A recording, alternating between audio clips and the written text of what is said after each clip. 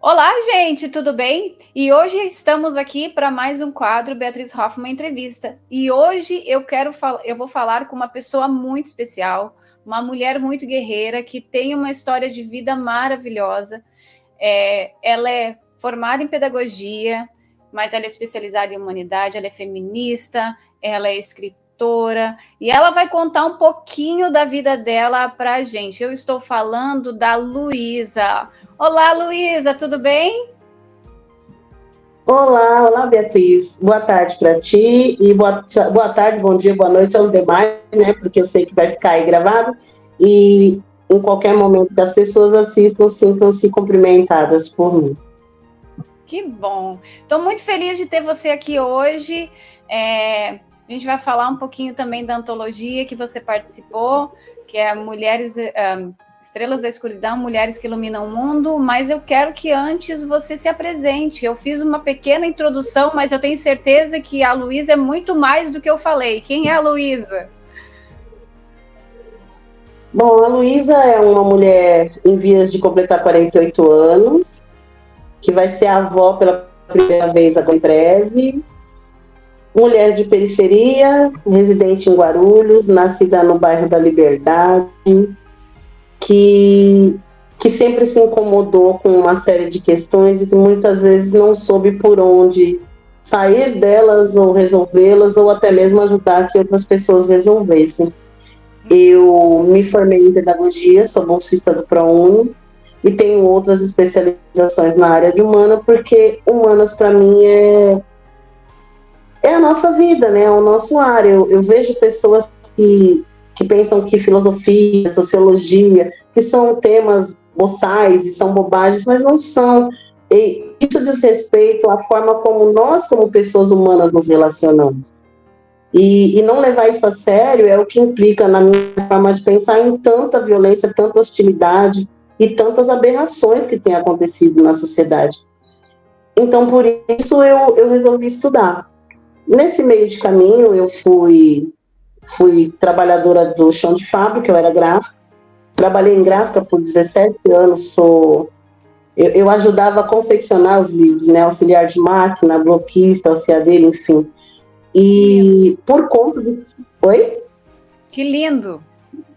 Pois é, e por conta de ser mãe solo, apesar de eu ser apaixonada pelo ramo gráfico, a empresa foi embora e eu precisei pedir o desligamento para não deixar minha filha sozinha, né? Uhum.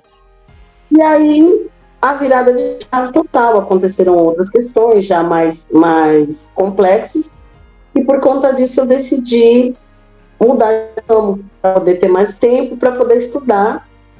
E nesse meio de caminho eu vim parar numa empresa de transporte de pessoas. Então eu trabalho hoje numa empresa de ônibus em Guarulhos, e há 13 anos lá, no meu segundo, terceiro ano de empresa, eu fui vítima de uma série de atos de um assediador, e assim cheguei ao sindicato. Cheguei como vítima, fui convidada a conhecer o espaço, estive no mandato como dirigente por 5 anos e hoje eu sou coordenadora dessa pasta que me acolheu, que me socorreu quando eu precisei. Hoje eu coordeno a pasta de mulheres e políticas afirmativas aqui nos sindicatos condutores, que representa as mulheres de Guarulhos e Arujá, na luta, né? Na luta pela igualdade de oportunidades e direitos. Nossa, que lindo o seu trabalho e que interessante também, né? Com certeza você é o suporte de muitas mulheres e isso também te traz uma vivência muito grande do sofrimento que você passou antigamente e você ainda tem que conviver diariamente com isso, né? Como você vê hoje em dia essa parte de mulher, sociedade e feminicídio que está acontecendo e infelizmente está crescendo muito no Brasil? Olha, Beatriz, eu vejo com muita preocupação, de fato, porque tem coisas que às vezes as pessoas elas não conseguem entender como algo macro, mas é macro. E continua acontecendo e às vezes as pessoas não têm uma visão, uma leitura. Quando temos um sistema educacional falho, um sistema que reproduz estereótipos, reproduz machismos, reproduz falas de pessoas que incentivavam essa objetificação. E aí te falo não só como mulher, mas também como pessoa preta, desconsiderada como humana, ainda hoje por uma grande parte da sociedade. Quando a gente tem essa educação, que ela não é libertária, que ela não dá conta de criar esse cidadão pleno, a educação a esse sistema, da forma como está corroído e segmentado para os lugares onde se julga conveniente, ela reproduz, ela educa e ela cria pessoas que vão crescer enquanto homens, se julgando superiores às mulheres e objetificando essas mulheres. E enquanto mulheres, por muitas vezes, se identificando como inferiores e aceitando a submissão. Quando uma mulher ergue a voz, quando ela ergue a voz, é quando a violência ocorre. A violência maior, que é o óbito, que é o assassinato. Mas ela vem sofrendo essas outras violências, a violência psicológica, o constrangimento, a violência o distrato, o descaso, a desatenção, o menosprezo das demandas dessa mulher. Aí, quando ela resolve a voz dizer não quero, é quando, então, se você não quer, então você não vai mais existir. Para ficar de exemplo às demais, não se contrapor a essa estrutura. E é complicado porque as pessoas muitas vezes não entendem isso, e o meu intuito de fazer a antologia, que a gente vai falar um pouquinho também daqui a pouco, foi mostrar as vozes que muitas vezes ficam silenciosas, né? Se silenciam por ter medo. E as pessoas não entendem, mas, gente, a violência, ela não é só física, né? A violência, ela pode ser psicológica, ela pode ser a tortura, ela pode ser o relacionamento tóxico também, que existe de muitas formas e é muito complicado. O próprio narcisismo, né? Do homem pela mulher, a obsessão. Então, tudo isso são coisas que pegam muito. Com certeza você vê isso diariamente.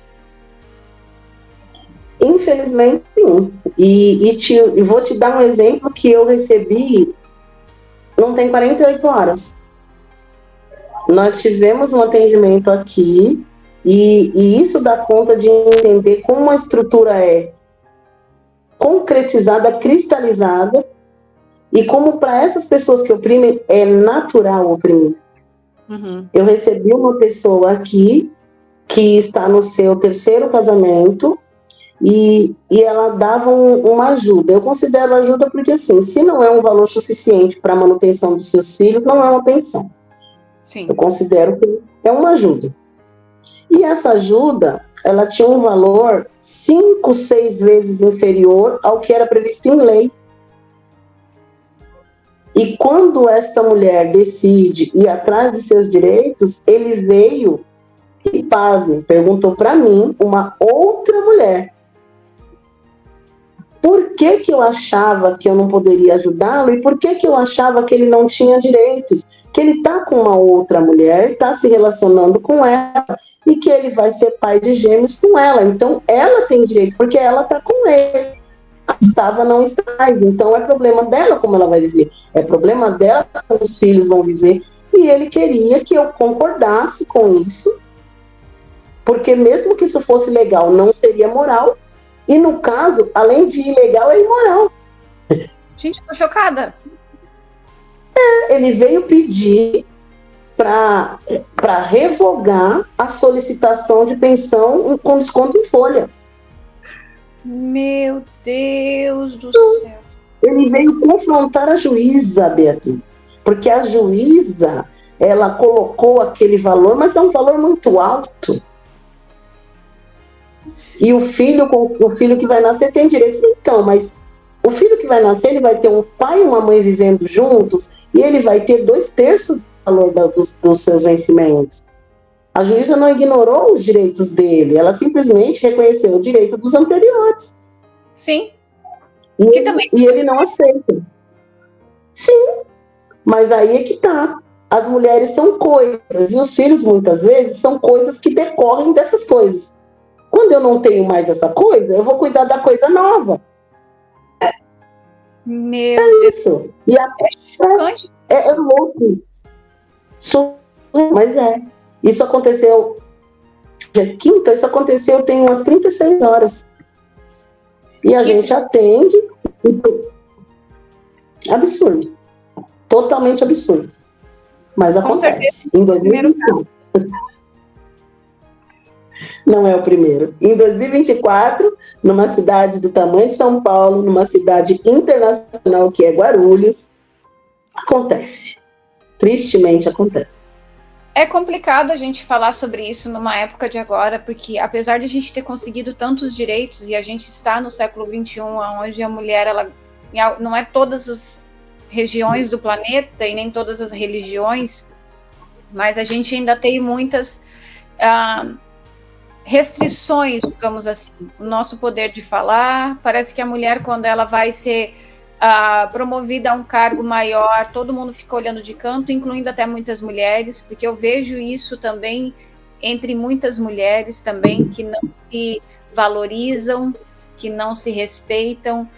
Eu vejo isso também em muitas religiões, principalmente a muçulmana. Parece que a mulher, ela tem que ser colocada mais para inferioridade. Não que a gente queira ser superior, a gente só quer igualdade, né? A gente quer ter o nosso direito de fala, a gente quer poder sair de um relacionamento sem correr risco de ser ameaçadas, de serem até mesmo assassinadas, né? A gente quer ter o direito de poder viver, e eu vejo que mesmo com todo o avanço, ainda está tão precário, parece que a gente ainda está vivendo na idade da pedra, digamos assim, nesse ponto. Eu vejo essa questão como uma dificuldade de representatividade institucional, principalmente no Brasil. Porque o que acontece? No Brasil, nós somos uma maioria, mas Sim. nós não somos representados. Enquanto nós tivermos homens escrevendo leis para defender mulheres, o que segue para nós acontecendo é a sucumbência, é a submissão, é ser relegado a este lugar. Infelizmente, como a estrutura ela é consolidada, a gente tem uma outra dificuldade. Assim como a pessoa preta, que por vezes reproduz o racismo, e a mulher branca, ou preta, ou asiática, indígena que seja, que reproduz o machismo, eles não são, via de regra, racistas e machistas. Eles são produtos do meio. Sim. Aquilo para eles é natural. Então, eles não entendem que eles estão contribuindo para um dano. Eles entendem que sempre foi assim. Então, são sintomas da estrutura. E esses sintomas é que são um problema, porque aí volta na questão da educação. Se educa-se um menino para que ele saiba que ele lavar louça não é um problema, que brincar com a irmã não é um problema, que não agredir a colega não é um problema. Essa criança que ela cresce e ela não vê a violência, ela não presencia a violência no seu lar. Quando ela cresce, ela vai ter uma outra visão de mundo, assim como a menina, se ela cresce num lar onde o pai bateu na mãe a vida inteira e eles morreram se agredindo, ela não vai entender que aquele grito que ela ouviu foi uma violência. Ela Sim. não vai entender que aquela mão erguida foi uma agressão. Ela não vai. Ela vai entender que aquilo é normal, que é o que as pessoas brincam, chamam de síndrome de Gabriela. Eu cresci nesse lugar, sempre foi dessa forma, então tá ok, é isso. E aí é um erro. Mas é um erro que é construído pela sociedade, pela manutenção do que é feito. Sem alteração na representatividade estrutural, e aí não estou falando do domínio das Amazonas, que as mulheres vão excluir os homens, nada disso. Eu estou dizendo de um balanço, de um equilíbrio na balança dos poderes. Que hajam mulheres, que hajam homens, que hajam pessoas do segmento LGBT e que sejam parceiras na construção dessa sociedade. Porque uma sociedade que é composta de tantos e é representada por tão poucos, ela não tem como dar certo. É verdade. Não tem como. Não tem mesmo, porque daí acaba que a minoria acaba passando por cima da grande maioria e nunca tem jeito, né? A gente fica sempre à mercê do que vai sobrar pra gente. Na real da história é essa. E, infelizmente, não é uma questão nacional, né? É uma questão mundial. É bem complicado. Eu moro nos Estados Unidos há 10 anos e eu vejo que cada dia mais a situação aqui está piorando, sabe? O abuso contra a mulher, a violência, a falta de segurar um pouco, né? E em vez de dar um tapa, sair. Mas não, aqui é bem grande também o feminicídio, tá bem pesado. É muito triste porque a gente só quer saber como fazer para parar isso, né? Mas parece que não tem controle. Então, foi aí onde surgiu a minha ideia de criar a antologia e aonde você veio encantar com o seu texto. Você gostaria de falar um pouquinho dele para nós? Olha, meu texto, ele fala de uma pessoa que não está mais aqui e que desde os 6 anos de idade trabalhou para famílias não pretas. Era um cargo que eu não me lembro agora o nome, mas se não me falha a memória, era brincador ou brincadora. Eram crianças escolhidas de famílias pretas para brincar com o filho do patrão. Com salários de fome, elas eram entregues para os patrões, por seus pais. Então, esta criança com 6 anos, ela vai para esta casa e uma vez por semana, os seus pais eles vêm, penteiam o seu cabelo, por ser um cabelo que a família não disse de cuidar, por ser crespo, e essa pessoa fica lá, nessa casa, até o momento que ela chega numa determinada idade, com o intuito de ajudar a família. Então, com 6 anos, ela ajudava a sustentar a família. Ela veio para São Paulo, ela seguiu a vida, foi doméstica por muito tempo, conheceu pessoas e se relacionou, foi retirada de espaços de trabalho porque ela tinha boas relações com filhos e filhas de patrão, por ser negra. Então, não dá para você ser amiga do filho do patrão, porque além de você ser empregada, você é preto, isso não pega bem. E para não estender muito essa questão, isso também diz respeito à solidão da mulher, desse lugar onde a mulher não se acha. Sim. Então, a estrutura da sociedade que cria a mulher preta para lavar, para passar, para cozinhar, ela não é criada para ordenar, ela não é criada para se posicionar, ela não é criada para opinar.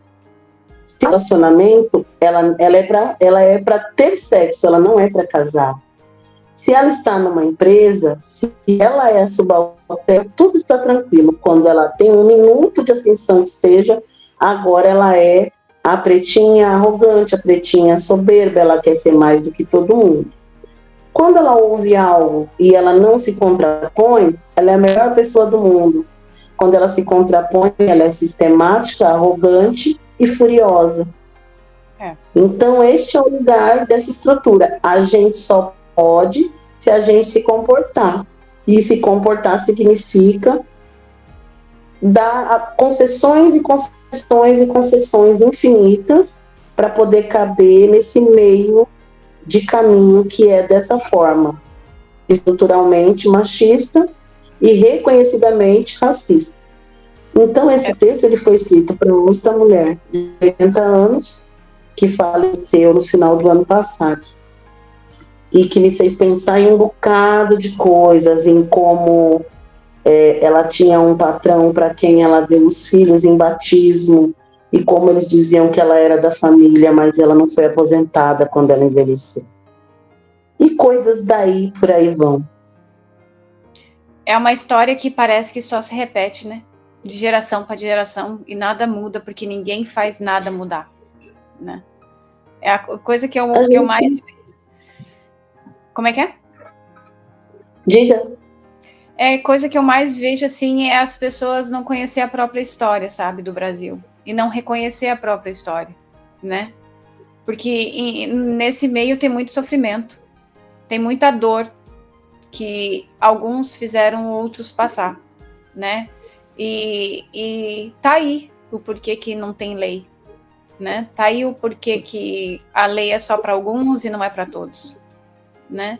Porque a lei está sempre favorecendo o colarinho branco, né? Vamos falar bem abertamente. É triste, é triste. Você vê essa realidade todo dia, né? Infelizmente, mais do que eu gostaria, mas vejo. Mas também entendo que foi um compromisso que eu assumi. Então, não é este lugar do olha como eu sofro, porque é difícil, não. É o lugar do olha, eu sofri, e não que hoje não sofra, mas hoje sofro menos. Então, eu posso chegar em pessoas que estão neste lugar onde eu estive e dizer que o mundo não vai ficar um lugar incrível, mas que ele pode ser um lugar melhor. Sim. Num primeiro momento. Sim. E a partir do momento que ele fica legal para uma, para duas, para três, eu posso não ver, mas em algum momento futuro ele se tornará incrível. É verdade, é verdade. Da onde surgiu a tua inspiração para escrever, para se tornar escritora? Eu sou de uma geração que não tinha espaços de fala, né? Eu estou beirando meus 48, preta periférica. Então, escrever, o papel era onde eu punha minhas coisas. Tô nervosa, eu escrevo. Eu não consegui, eu escrevo. Fiquei chateada com uma coisa que eu passei, eu escrevo. Porque existe esse lugar, não só de você não poder falar, mas de você não ter alguém que vá te ouvir e resolver. Porque às vezes só escutar não resolve, Beatriz. Você vai me ouvir, ok. Eu vou desabafar, ok. Aí amanhã eu vou para a escola novamente. Vai acontecer tudo de novo. Aí eu volto, conto de novo. Aí você ouve de novo, ok. No final de uma semana, nem você quer mais ouvir, nem eu quero mais falar, porque não vai resolver. E aí você procura lugares para onde você possa fugir. Foge, uns vão para música, outros vão para dança, ouve música. É um hábito que eu tenho. Eu estou muito pilhada. Eu gosto de ouvir música num volume que só eu gosto. Não incomoda os demais, porque são fones de ouvido, então não incomoda os demais. Eu brinco com a minha filha que eu não quero ouvir o que eu estou pensando, então eu coloco ali músicas que eu gosto e vou para um outro lugar menos desagradável. E é uma prática. Bem antes disso, era a escrita. Eu fui alfabetizada pelo meu pai aos 6 anos de idade. E quando eu entrei na escola, já lia. Quando eu entrei na escola, já lia, já escrevia. E comecei a escrever textos curtos com 11. Me lembro do meu pai me perguntando se os textos eram realmente meus e pedindo que eu colocasse o número do meu RG e o meu nome, a data, que quando a gente tivesse dinheiro seriam feitos os registros. Não preciso te dizer que esses registros não foram feitos, né? A realidade não permitia. Mas os textos ainda existem, escritos na Olivetti do meu pai. Ainda tem tempo de fazer esses escritos virarem um livro. Tem, por isso que quando eu retomei, custa, como eu dizia para você antes, eu no sindicato tenho uma coluna, na verdade o jornal do sindicato sempre teve uma coluna, que é a Página Rosa, que é da Secretaria das Mulheres. Quando eu assumi, eu comecei a escrever esses textos dessa coluna. Mas, eu te disse, a gente que é mulher acaba fazendo tudo e achando que tudo é parte de uma coisa só. Eu escrevo porque eu estou aqui. Aí eu tenho uma colega que me pediu uma relação dos ocorridos, aí eu escrevia, enviava para ela. Quando ela me chama para escrever a primeira antologia, eu digo para ela, não sou escritora. Ela falou, sim. Não sou. Não sou. E aí tem esse outro processo, tá? É sim. E aí eu paro e falo, não, peraí, eu não sou escritora. Aí eu fiquei com aquilo, falei, peraí, por que ela acha que eu sou?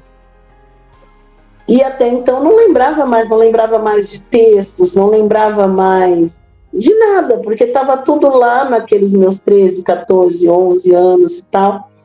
E para mim era um desabafo e era terapêutico, não era profissional. Só que quando eu vim escrever na página do jornal, agora é profissional, se eu vejo ou não, agora é.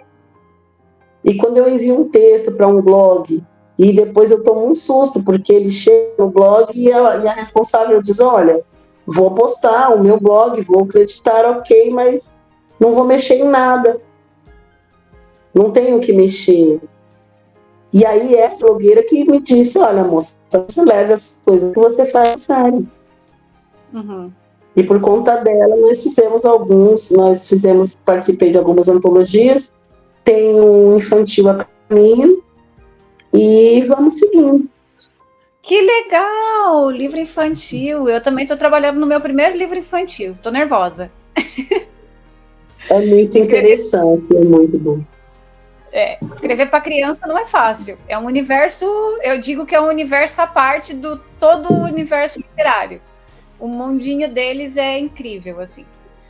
É muito importante a gente usar a escrita para influenciar pessoas, né? E com certeza você influencia muita gente todos os dias. Com a sua coluna no jornal, com seus textos nas antologias.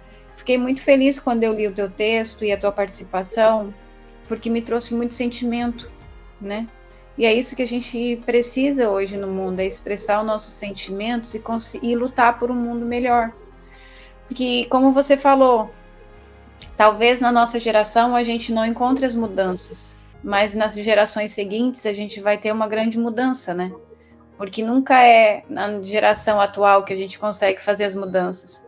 Isso aconteceu com muitas mulheres também que lutaram antigamente. Não foi na geração delas, mas é hoje que a gente tem o direito de trabalhar, hoje que a gente tem o direito de votar.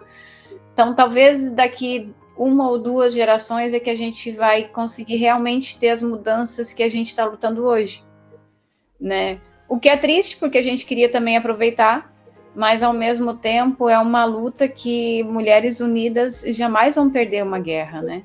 A gente tem muita força dentro da gente, apesar de muitas pessoas achar que não. Você não concorda? Nós somos a força. É isso que eu creio. Eu nunca tive a ilusão de que eu ia ver esse mundo que eu quero. Mas eu sempre olhei para as mulheres que não viram 1/10 do que nós vimos. É verdade. Onde num mundo normal você tira uma criança de 6 anos da casa dos pais para ser brinquedo do seu filho? Sabe? Hoje, se isso acontece, a gente sabe que acontece. Mas não é mais naturalizado. Hoje é crime, tem lei, tem multa, tem uma série de questões, não é silenciado.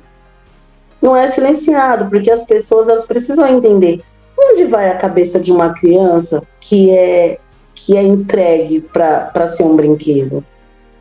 Como é que fica esse psicológico? Como é que ela cresce? Como vai ser a relação dela com as outras pessoas, com o marido, com filhos, caso haja? Como vai ser? Que afeto ela vai ter? Quanta coisa ela vai aceitar? É difícil. É difícil até de pensar uma situação dessa, né? É difícil até de tu conseguir raciocinar tudo isso, porque com 6 anos de idade, normalmente uma criança, ela não toma nem banho sozinha, né?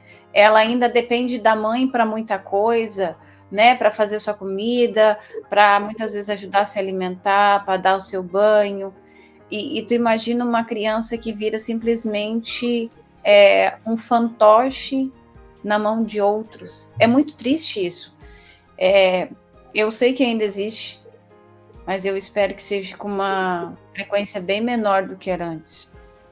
Porque isso tem que ser denunciado também. As pessoas têm que denunciar quando veem esse tipo de situação, né? Porque isso é trabalho infantil, isso é abuso, e eu não concordo com isso de jeito nenhum.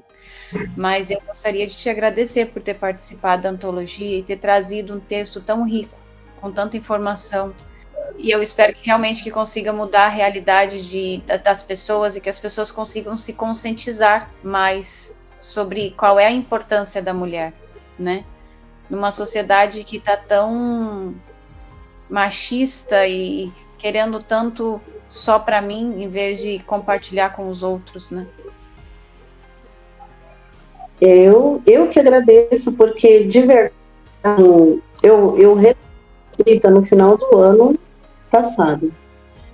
E todas as antologias que eu participei, que foram publicadas, e as demais que serão, além do infantil, isso veio tudo de novembro para cá. Então eu entendo que era uma coisa que estava aqui, sempre esteve aqui.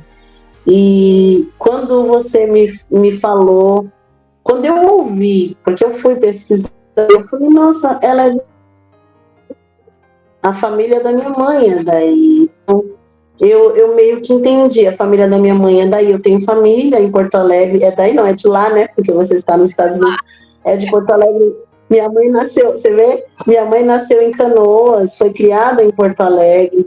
Eu tenho família lá ainda hoje, tenho família grande. Então, quando você falou, eu ainda brinquei, falei, não, faço questão, porque eu tenho um lugar lá também. E lá também é um lugar onde algumas questões têm que ser debatidas. Sim. Por conta do processo todo. As pessoas que têm um mínimo conhecimento da história do Sul, elas sabem como as coisas se deram e seguem se dando. Lugares onde pessoas se recusam a atender gente como eu. Eu não atendo gente assim. Falando sobre coisas absurdas, Beatriz, aqui em São Paulo tem um espaço de cabelo, de tratamento de cabelos crespos. E eu conheci uma moça que passou no concurso em Santa Catarina e foi embora para lá. Veja que é um trabalho tão bem remunerado que ela consegue vir a cada 60 dias de avião, tratar o cabelo e retornar. Então não é um emprego qualquer. Não. E aí, com certeza. Não. Ficamos ali conversando e aguardando e tal. O cabeleireiro é aquela coisa. Só que o cabeleireiro é engraçado porque espaço que tem pessoas pretas, você começa a ver que as histórias simplesmente se repetem. Elas se repetem. A pessoa te conta a tua vida, só que é a vida dela. E aí, eu falo, nossa, como assim? E eu sei que com as mulheres, de um modo geral, é assim. Uhum. É desse jeito. E aí a gente começou a conversar, e vai trabalhar, vai demorar, e vou pro sul, e você vai para Santa Catarina, volto hoje, tá? Conversa vai, conversa vem. Ela me contou, e aí eu vou ser muito breve, porque o nosso tempo também não é tão grande. Ela me disse o seguinte: passei no concurso, salário bom, vou viver bem, vou embora para lá, vou ter qualidade de vida. Alugou um apartamento, classe média alta, num lugar. Durante meses, ela morou nesse apartamento e ela embarcava no elevador junto com esta vizinha, que nunca lhe dirigiu a palavra. Passados esses meses todos, esta senhora toca a campainha. E ela ficou toda feliz. Ela falou, nossa, depois de tanto tempo, finalmente uma vizinha, uma amiga, não vejo a hora, vou lá ver que ela vai precisar de algo e tal. Quando ela abre a porta, antes mesmo do bom dia, ela ouve o seguinte: por que você não vai embora? Não tem ninguém que nem você aqui, não. Virou as costas e foi embora. E ela ficou parada na porta, estática, com a porta aberta, olhando aquela mulher que, sem nenhum tipo de constrangimento, foi na porta dela fazer o papel da Ku Klux Klan. Não tem nem palavras para dizer numa situação dessa, né? Porque é nojento dizer isso. Mas ocorreu, quer dizer, tem 5 anos isso. 5 anos. Meu Deus do céu. Ela é Santa Catarina. Aí fico imaginando eu que de 5 anos para cá, como ela é concursada, obviamente, ela deve estar adoentada. Porque se ela passou por isso e ela é concursada e permanece lá, alguém já deve ter acabado com pelo menos 30%, 40%, se não mais, do psicológico dessa pessoa. Porque não é fácil. Se tu não tem um psicológico forte, acho que até para psicológico forte, né? As pessoas a gente é ser humano, né? A gente se magoa, a gente se machuca, chega o sentimento da gente.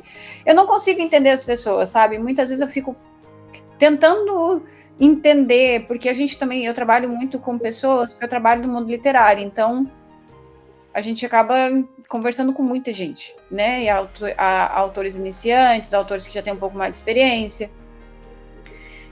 Pessoas que participam da antologia, a gente está fazendo uma antologia também de terapeutas, então assim, eu fico pensando como às vezes as pessoas são tão, às vezes, fora da noção, né, fora da realidade, eu não sei em que mundo que elas vivem, porque realmente não é no mundo que a gente vive, porque não é possível uma pessoa simplesmente bater na porta da outra e perguntar o que você ainda está fazendo aqui. Isso para mim, eu não sei se tem palavras na língua portuguesa para descrever uma situação dessa. Coitada dessa mulher. Eu fiquei triste por ela. Fiquei triste por ela, porque assim, existe um impacto também de poder, né? Quanto mais você ascende, quanto mais você cresce, menos pessoas iguais a você encontra lá. Aí você começa a podar suas reações. Por quê? Porque dizer algumas verdades não tão elegantes para essa senhora não é chique, não condiz com o meu lugar, sabe? Entrar em lugares que tem pessoas de uma condição de vida um pouquinho melhor, como tantas vezes aconteceu comigo, e ver que a única pessoa preta que está lá é o garçom. Fora eu, sou o garçom. Mas eu acho que muitas vezes também você tocou num assunto bem interessante agora, que muitas vezes as pessoas, elas simplesmente elas acham porque elas estão num padrão de vida um pouco melhor em termos de dinheiro, mas elas não entendem que dinheiro não transmite elegância, né? Dinheiro não transmite educação. Na verdade, é muito triste o que eu vou falar agora, mas é triste da pessoa que a única coisa que ela tem na vida é dinheiro, né? Porque ela é uma pessoa completamente vazia por dentro. Então, assim, isso infelizmente acontece muito hoje em dia, né? Com certeza aquela senhora que foi lá incomodar essa menina, era isso. Ela achava que só porque ela tinha um padrão um pouco melhor, talvez nem o tenha, mas ela achou que só porque ela estava ali antes, ela se achava superior, mas ela faltou uma coisa fundamental na vida dela, que faltou ter elegância, né? Faltou ela ter educação, faltou ela simplesmente entender que somos todos iguais e somos... Qual é a diferença? Eu não consigo ver diferença nenhuma, sabe? Eu acho que cada um tá aqui para evoluir, cada um tá aqui para aprender. Eu aprendi muito contigo hoje, aprendi muito com o teu texto quando eu li. Eu aprendo todos os dias com todas as pessoas que trabalham comigo, todas as pessoas que estão ao meu redor. E eu não consigo entender como tem pessoas que têm a mente tão pequena. É que aprender é uma troca, né? Para trocar tem que estar disposto. Infelizmente, algumas pessoas elas não entendem que elas têm que aprender nada. Elas acham que ou que elas já sabem tudo, ou que o pouco que elas sabem basta.